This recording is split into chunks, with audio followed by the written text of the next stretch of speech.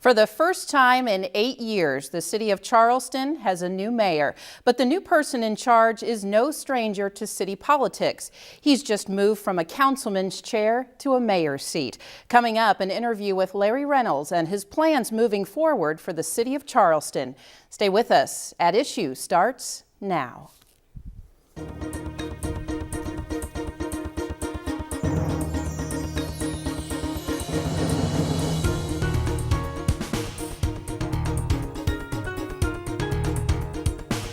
Welcome, and thanks for joining us for At Issue. I'm your host, Kelly Runyon. On April the 9th, by more than 700 votes, Larry Rennels was elected mayor of Charleston. But his time in politics started in 1997 when he was first elected to the Charleston City Council. Now, what you might not know about Mayor Rennels is he graduated from Rose-Hulman Institute of Technology in Terre Haute and spent several years working for Motorola. In fact, many of those years were spent managing the design of pagers and two-way radios. Well, he's now moved from managing a major electronics project to managing a city. And Mayor, we thank you for joining us this evening for At Issue. Lots of questions to get to this evening. And my first is, why run for mayor now? After, a council member for 16 years, you decided to make the transition. Well, I had owned and operated a business here in town, and it really was not possible to spend the time to handle the job of mayor and successfully continue to run a business. In July of 2010, I retired and closed the business. As a result, I had a little bit more time. When John Inyart indicated that he was not planning to run for re-election, I thought, this is the time now. So what was the thought process? You had your business for so many years. What went into the decision making of, I'm done with the business, I'm ready to give it my all in city politics? I turned 65, for one thing. My business was a business that required me to be there all the time. It got rather physical. I was repairing appliances and crawling under houses and climbing on TV towers, and your legs get a little old at that point in time, and it's a little more difficult to do those kinds of physical jobs. So I decided that it was time to retire. This is going to be a hard question, okay. Probably a long answer, but what are your plans for the city? During the campaign, your opponents, one of the things they said, it's going to be status quo. If Larry becomes mayor, it's going to be status quo. So what can you say to those folks that say, you know what, it's not going to be status quo? Well, in a lot of cases it will be. I mean, I've been on the council for 16 years. We started the 5-year planning process soon after I became on the council. And every year we plan for the next 5 years. The first year in that process is usually pretty well fixed. But the next 5 years, maybe some of the priorities might modify a little bit as circumstances require, but most of them continue. Since I've been in the situation of helping with those plans, I don't really see a lot of those changing. There are going to be a few things, though, that I do want to change. One of the things that we instituted, in fact, this last week at our very first council meeting in May, was we are now live streaming the city council meetings. And the company that we're using to help us do that archives them, and they index them to the agenda. So if later someone wants to go back and look at a particular discussion item on the agenda, they simply click on it and it goes to that part of the meeting. I wanted to do that because I really felt that it was important for the citizens to make it a little bit easier for them to see what goes on in city government. So many times at a council meeting, the staff will be there, and very, very few people from the public, except a lot of times we'll have a class of students from Eastern that comes for part of their classwork. But other than that, we don't see an awful lot of just regular citizens there. And I wanted them to have the opportunity to see it. So that was one of the changes that we made. One of the other changes that I am making in the way we handle things on the council is when something is to be voted on, there's two ways that it can be passed. We can waive the layover period and pass it on the first reading at that first meeting, or we can place it on file for public inspection, which means we don't take a final vote until the next council meeting. I have found over the years that we seem to have kind of gravitated towards everything the layover period is waived on. And many things, that's not necessary. Yeah, there are a lot of situations where there's an emergency that needs to be dealt with and you don't have 2 weeks to wait. Or there are some items that are obvious that there's not going to be any questions or objections, and the layover period is waived and we go ahead and pass them. But there are a lot of other items that don't need that.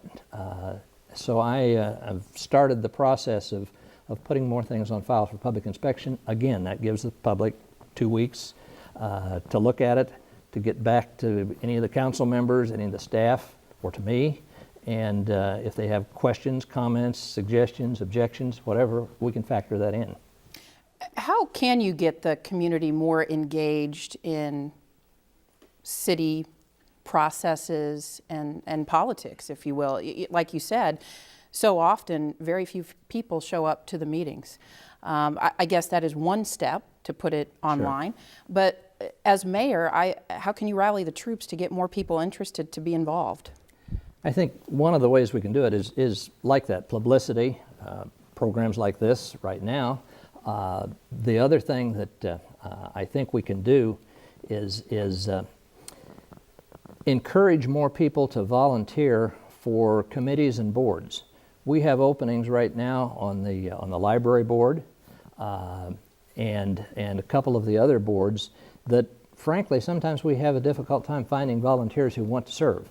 I think we need to do a little bit better job of making the public aware of the fact that those volunteer opportunities are available, and getting them to volunteer. And as a result, once they start working on one of those committees, sometimes they get more interested and they're willing to step up a little farther. And maybe next time it's time for an election to run for an office. As mayor, you also stated that you wanted to improve the relationship between the Charleston community and the Eastern Campus community. Yes. There's been some town halls in recent months, and there has been some disjoining there. Yes. Between the campus and the community. How can you bridge that gap? What do you plan to do? About 13 or 14 years ago, the student government started something they called the External Relations Committee, and I've served on it since then. The problem with it has been that some years it's very, very active, other years it's not very active. Unfortunately, the last 2 or 3 years, it has not been as active as I would like to see it. And I'm going to be working with the student government and also with Dr. Perry to see if we can't strengthen that. I want to make sure we already have 2 city council members plus the mayor that sit on it. However, this last school year, I think we only met one time. I think we need to meet at least once a month. The other thing I want to do is I want to have some community members on it. I want to have more representation from the administration and the staff on it. In the early days we did, but recently we have not had any additional representation. So I'm going to work together with both of those groups to strengthen that, to get it to the point where we do meet more regularly, and we can discuss concerns and problems. In the early years, there were a number of things that we did around campus in the city, addressing concerns of the students. One of them in particular that I remember about was at the corner of 7th and Roosevelt. There was a stop sign on 7th Street, but there weren't any stop signs on Roosevelt. And there's a lot of foot traffic back and forth across that street. And the students were telling us they had a hard time crossing the street safely. They suggested we make it a 3-way stop. And it hadn't occurred to us to do that. We did it, and it's been that way ever since. So I think there are a lot of things like that we can deal with. Some of the improvements in crosswalks and signage and speed limits on 4th Street and on 9th Street started as a result of the External Relations Committee. In fact, the very beginnings of the Panther Express started there. So I want to see that strengthened, and I think that can make a big difference. But you need community. You need students. Oh, yes. And we all know sometimes you've got to act once you meet. That's right. You can sit around at a table and you can come up with great ideas, but I think people want to hear you say that what we take from those meetings will translate into action. Oh, definitely it will. In the last month, the city has passed a new budget. Yes. Let's talk about that. Okay. And, you know, there's some pretty significant expenditures in that budget. So let's talk about what the city, how the city is financially and what the city plans to purchase this next fiscal year. Okay, the city is in very good financial state. We've been fortunate during the time that the economy has not been so fortunate that we've been able to keep things in good shape.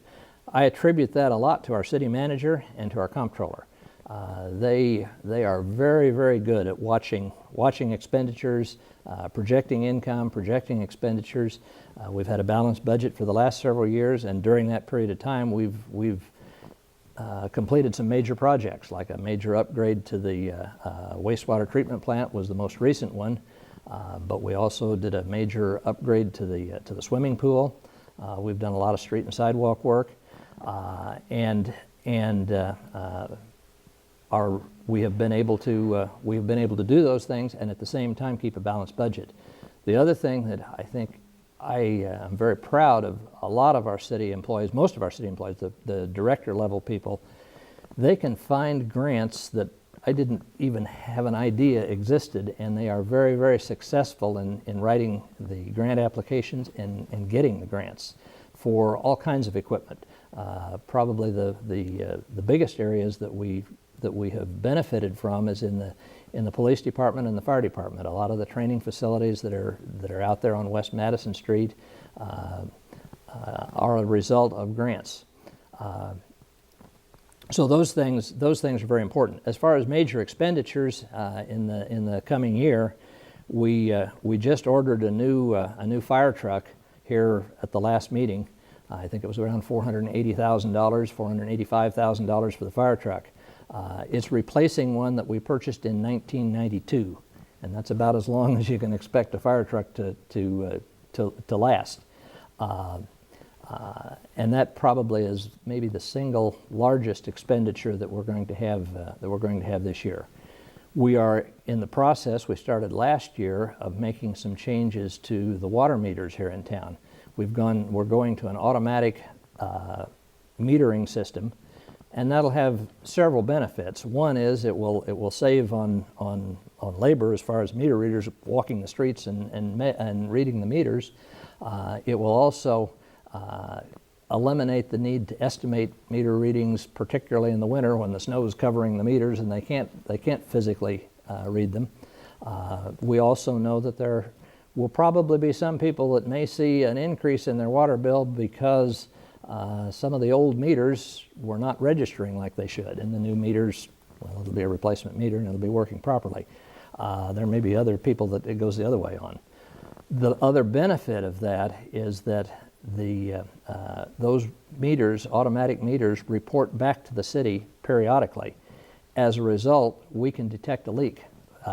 If a customer has usage during the middle of the night that spikes and they didn't have it prior to that, it reports to us, and we can call the customer and say, hey, you know, you might want to check, make sure an outside faucet wasn't left on, or a toilet stool's running, or you've got a leak somewhere.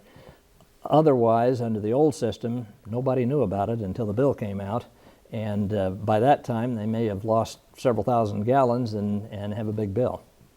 Looking ahead to the future, do you anticipate financially the city will remain stable? I think so.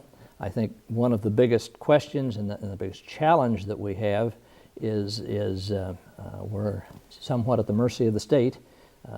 Some of the funds that the city has to operate on come from the state. Part of the sales tax that's collected in Charleston gets returned to the city from the state.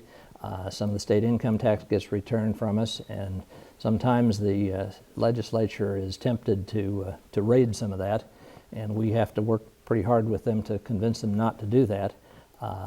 But if we're successful with that, and I think we will be, I think we'll be doing okay.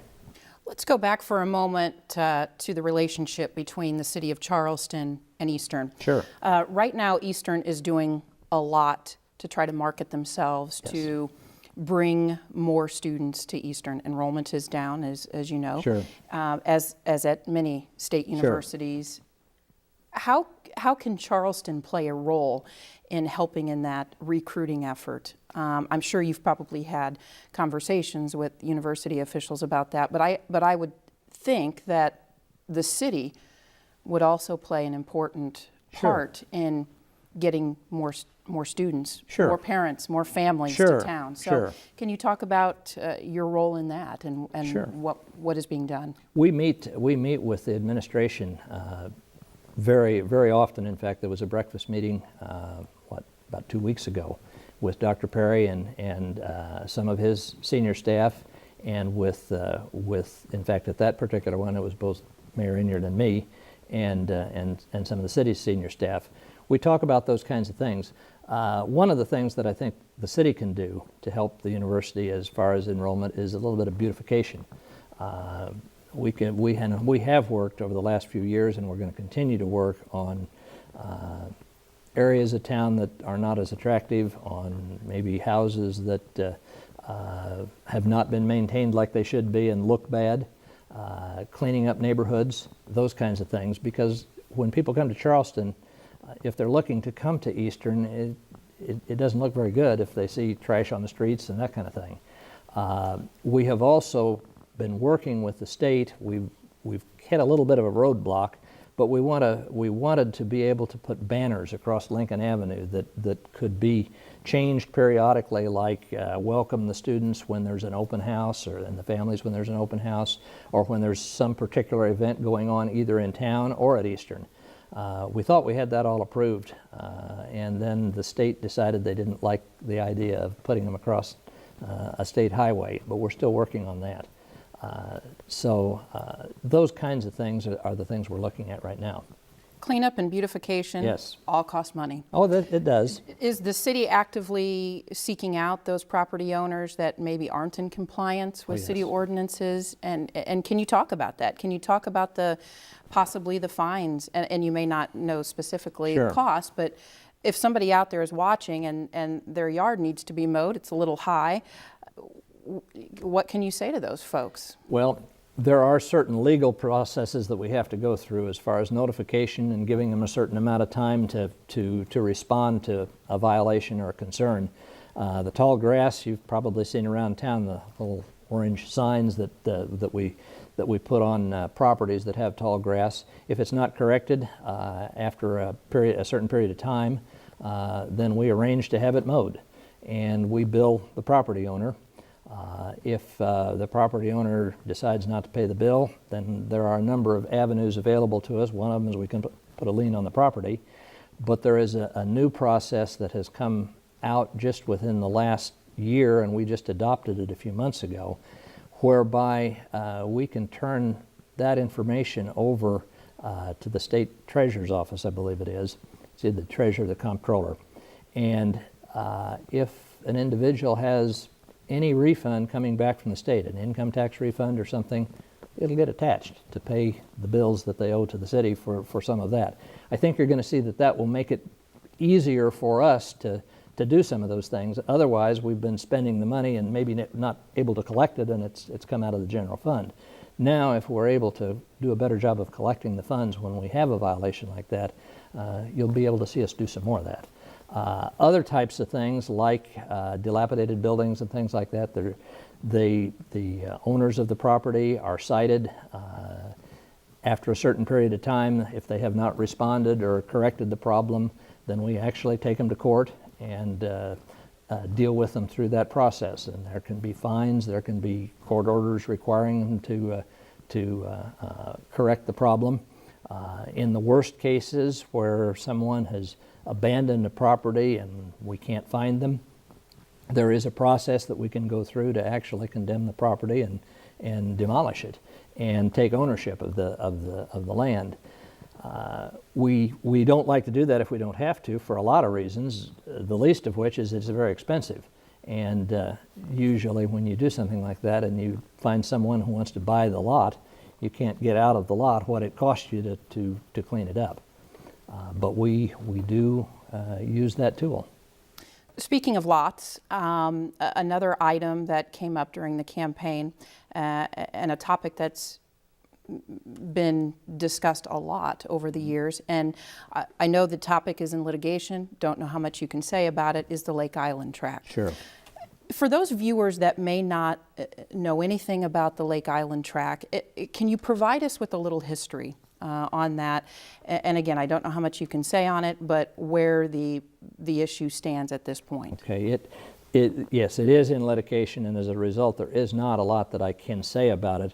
Where it stands in the litigation process is it has gone through several court processes. It has gone through an appeal, and the appeal was ruled in the city's favor, I believe, in every court case that we've gone through. Can you give us a history, just for, or what you can say about the area, because viewers may not know what the Lake Island is. Well, let me back up for just a second. Where it stands right now is those people that have refused to move and that we are in the legal process with have chosen to appeal to the Illinois Supreme Court.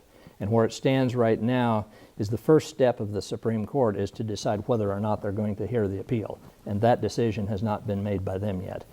So that's where it stands at the moment. History is there were lots out there that were leased to individuals for a period of time, and they built various kinds of structures on them. Some are cabin type things. Over the years, some of them became residences where people were living year round. A number of years ago, the council that was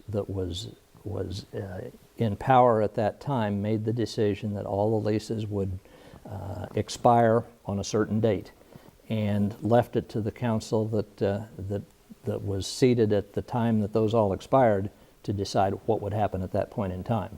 And at that point in time, the decision was made not to renew the leases, and that's what started the whole legal process. Some of the people voluntarily left the property, and others didn't want to, and they wanted to seek whatever legal recourse they could. So that's where we are. Does the city have any plans for that area that can be discussed? We want to restore it to public use, to park type use. We have given it some thought as to what we want to do, but we have not really expended any money on making specific plans and hiring an architect or something like that until the legal issue is resolved. We don't want to waste a bunch of money until that's resolved. But we do want to make it a nice recreational area. I would say in any community, a lake would be a draw, not necessarily the tract area, but just the lake in general. Sure. Has the city given any thought to building up that to attract more people to Coles County for boating, for fishing, for camping? I think you will see that kind of thing. I don't know how much boating there will be because the way the reservoir is constructed, a lot of recreational boating on the reservoir would be a problem as far as the water supply is concerned. Fishing boats are allowed, and you'd be surprised how many people go out there now and fish. And I believe what we're looking at more than anything is picnicking, that kind of thing, playground, those kinds of recreational things. Camping, probably not. The issues with camping, you run into water and sewage issues, and that's part of the problem right now. There isn't any sewage treatment available out there other than septics, and some of those are aging, and that's part of the problem. So I doubt if you'll see a lot of camping out there. As we wrap up our conversation today, let's go back to the city of Charleston and business. Okay. Any plans, any projects down the road to attract and bring more business, industry, economy to town? Sure. We've gone through a pretty tough economic time here in the last several years, and just prior to the downturn in the economy, we had worked with a company that studies the demographics of Charleston in particular for us, and they classify all kinds of different things, like 66 different categories from age distribution to income distribution, educational experience, 66 different categories, and they create a graph with a bar graph for each one of those categories. They then go out to successful companies around the country, companies that tend to franchise, and they study the cities that those companies are the most successful in. They do the same kind of study for them, and they identify of those 66 different characteristics which ones are the most important to that particular business. They then match those with us, and they create a list of companies, of franchisors that are the best fit for Charleston. We then go out and contact them. We started that process, and about the time we started the process, the economy went to the point where nobody was willing to invest. We're at the point where things are beginning to turn around a little bit, and we have dusted off that study. We're going back to the company that we worked with on it and updating it, and we're going to renew that effort. We think we'll be successful. We have a new grocery store that's going to be opening just in a matter of weeks, and it is an addition. So I think we're beginning to see some things move. The city and the chamber work on a lot of the retail and service type of businesses and attracting them. Kohl's Together is the major party that works on industrial, and they have some industrial prospects that they're working with right now. It takes a lot of work. Not all of them are successful, but there are some that are being worked on right now. And things don't happen overnight. They do not. That's correct. Well, Mayor, thank you so much for the conversation. You're certainly welcome. Evening. And congratulations Thank on your you. win and your job for the next 4 years. Thank you. Well, if there's a topic you'd like discussed here on At Issue, contact us at weiu@weiu.net. You can also catch this evening's episode on our YouTube page at youtube.com/WEIU TV. Have a good evening and join us again next week for At Issue.